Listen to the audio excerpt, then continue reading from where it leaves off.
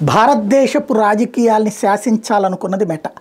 America రాజకీయాల్ని శాసించింది క్రిందటిసారి. ట్రంప్ని అడ్డుపెట్టి ట్రంప్ని దెబ్బ కొట్టడానికి బైడెన్ని ముందు పెట్టి కథ నడిపిన దాంట్లో మెటా కీలకమైన పాత్ర పోసింది. మెటా, ఇన్స్టా, ట్విట్టర్ ఇట్లాంటివన్నీ కలిసి తప్పుడు ప్రచారాన్ని ట్రంప్ మీద చేసి ట్రంప్కి వ్యతిరేకంగా పెద్ద పబ్లిక్ ఒపీనియన్ క్రియేట్ చేస్తా, ట్రంప్కి వ్యతిరేక పోస్టుల్ని ఎంకరేజ్ చేస్తూ, ట్రంప్కి అనుకూల పోస్టుల్ని డౌన్ ప్లే చేస్తూ ఆల్గారిథమ్స్ మార్చుకుంటూ వచ్చారు. దాంతో దెబ్బతిన్నటువంటి పరిస్థితి. బైడెన్ వచ్చిన తర్వాత 4 ఏళ్ళు దర్జాగానే బతికేశారు. ఇప్పుడు ట్రంప్ అధికారంలోకి రాబోతున్నాడు. అదే సందర్భంలో భారత్ లాంటి చోట్ల నరేంద్ర మోడీని అధికారంలోకి రానియకుండా ఉండటం కోసం డీప్ స్టేట్ చేసినటువంటి కుట్రలో మెటా కూడా భాగస్వామి. ఏకంగా జుకర్బర్గ్ భారత ప్రధానమంత్రి మీదనే దారుణమైనటువంటి కామెంట్లు చేసుకొచ్చినటువంటి చూసాం. దీని మీద ఇప్పుడు మోడీ ప్రభుత్వం వెనకాడకుండా మొండిగా ముందుకు వెళ్తా విచారణ ప్రారంభించేటప్పటికి క్షమాపణలు చెప్పింది.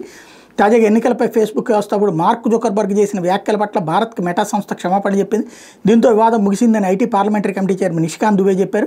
ఇది భారత ప్రజల విజయం అన్నారు. మెటా సంస్థ CEO జుకర్బర్గ్ ఓ పాడ్కాస్ట్లో మాట్లాడుతూ కోవిడ్ని ఎదుర్కోవడంలో విఫలమైన అధికార పార్టీలను 2024 ఎన్నికలు ఓడిపోయాయని వ్యాఖ్యానించడం, కేంద్ర మంత్రి అశ్విని వైష్ణవ్ వాటిని ఖండించడం తెలిసిందే. మెటాకు సమన్లు జారీ చేయనున్నట్టు దుబే తెలిపారు.